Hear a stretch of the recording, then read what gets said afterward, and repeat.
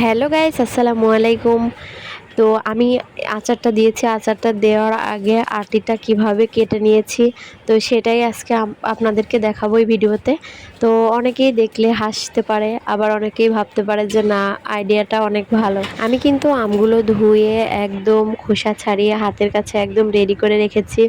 আর আমার ভিডিওটা করা একটু দেরি হয়ে গিয়েছে, কারণ আমার কিছু আম কাটাও হয়ে গিয়েছিল। আমি যখন আমগুলো কাটছিলাম তখন আমার মনে হচ্ছিল যে বিষয়টা একটু ভিডিও করে ছাড়লে কেমন হয়, এই কারণে আমি মাঝখান থেকেই ভিডিওটি শুরু করি। আর আমার আম কাটার সেই সহজ পদ্ধতিটা হলো এই যে ঘাস কাটা বটি দিয়ে কাটছি। এভাবে কাটলে কিন্তু অনেক সহজভাবে আমগুলো কাটা যায়। যেহেতু আটি শক্ত হয়ে গিয়েছে, এই আমগুলো বটি দিয়ে কাটতে গেলে কিন্তু অনেক কষ্ট হয়। আর এই বটিতে তো প্রচুর পরিমাণ ধার থাকে, এই কারণে এরকম একটা বটি সংগ্রহ করে আমগুলো কাটতে লাগলাম। আর এই বটি দিয়ে কাটতে কিন্তু আমার অনেক কম সময় লেগেছে।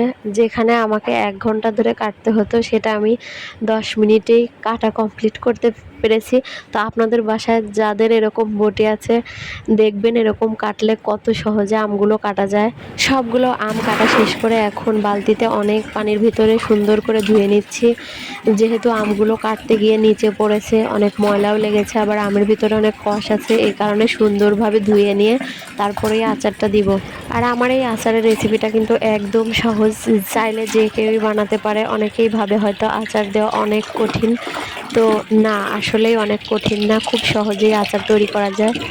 আসলে আচার দেওয়ার আগে কিন্তু আমটা কাটাই সব থেকে বেশি কষ্ট। আর আমি কিন্তু অনেক সহজ পদ্ধতিতে কেটে নিয়েছি, এরকম কাটলে কিন্তু অতটা কষ্টও লাগে না, খুব তাড়াতাড়ি হয়ে যায়।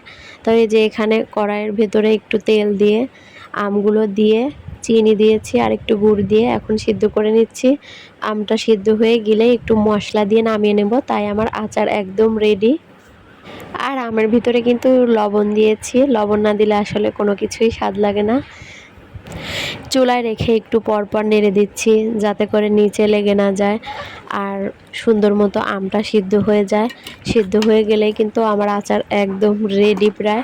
আর এদিকে এই যে মশলা গুঁড়া করে রেখেছি, এগুলো ছিটিয়ে দিলেই আমাদের আমের আচার রেডি। এই মশলাটাই কিন্তু আসল। এখানে নিয়েছি পাঁচফোড়ন আর শুকনা মরিচ, এগুলো ভেজে গুঁড়া করে নিয়ে ছিটিয়ে দিয়েছি। এখন এই যে একটা খাঞ্চাতে করে আমগুলো ঢেলে নিয়েছি আচার। এখন রোদে দিয়ে ৩-৪ দিন ধরে শুকাবো, তাই আমার আচারগুলো অনেক দিন সংরক্ষণ করতে পারবো। আল্লাহ হাফেজ।